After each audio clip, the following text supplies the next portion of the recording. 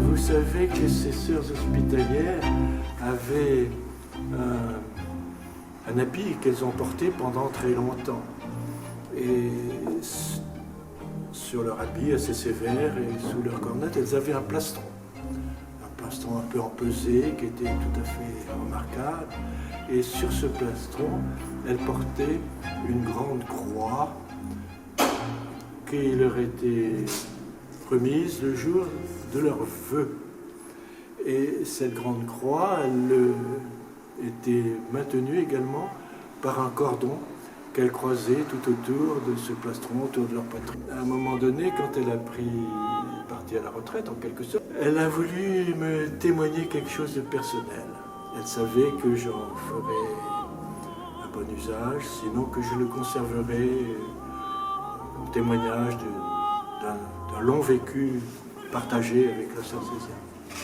Et elle m'a offert sa croix pectorale.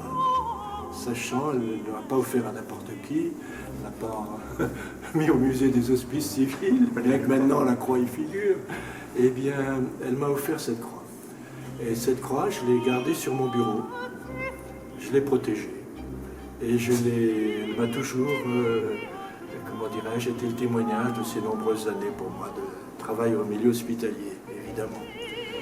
Alors, cette croix, moi-même, arrivé au stade où à la retraite, et je ne voulais pas que cette croix, qui a une histoire en quelque sorte, n'aurait peut-être pas intéressé mes héritiers.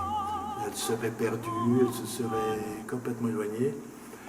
Et j'ai décidé à ce moment-là, avec l'accord de ma famille, de remettre cette croix historique, cette croix portée, cette croix patrimoniale, de remettre cette croix ici, au musée de la chrétienté, situé à l'hôpital de l'Anticaille. Alors, c'est une histoire intéressante parce qu'à la fois ça honore les sœurs d'Anticaille. Cette sœur Césia avait été sœur ici dans le service d'ophtalmologie du professeur Poffic qui avait occupé un petit service d'ophtalmologie. Et puis ensuite, cette croix donc honore à la fois l'Anticaille, les sœurs de l'Anticaille, et en même temps les hospices civils de Lyon, et en même temps l'histoire de Lyon, parce que les Lyonnais, l'histoire de la chrétienté lyonnaise, les Lyonnais ne savent pas forcément très bien quel était le dévouement de ces sœurs hospitalières. Alors pendant très longtemps elles furent critiquées pour leur ignorance. Alors on les mettait dans des activités subalternes.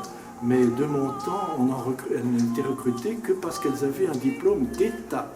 Et si elles n'avaient pas de diplôme d'État, elles ne pouvaient pas exercer de soins.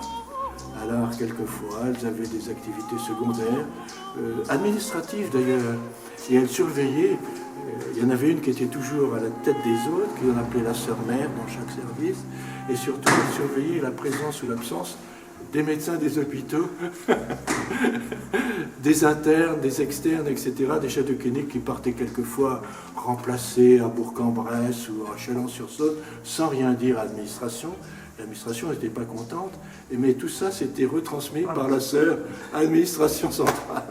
Voilà quelques éléments d'histoire que je peux raconter sur ce sujet.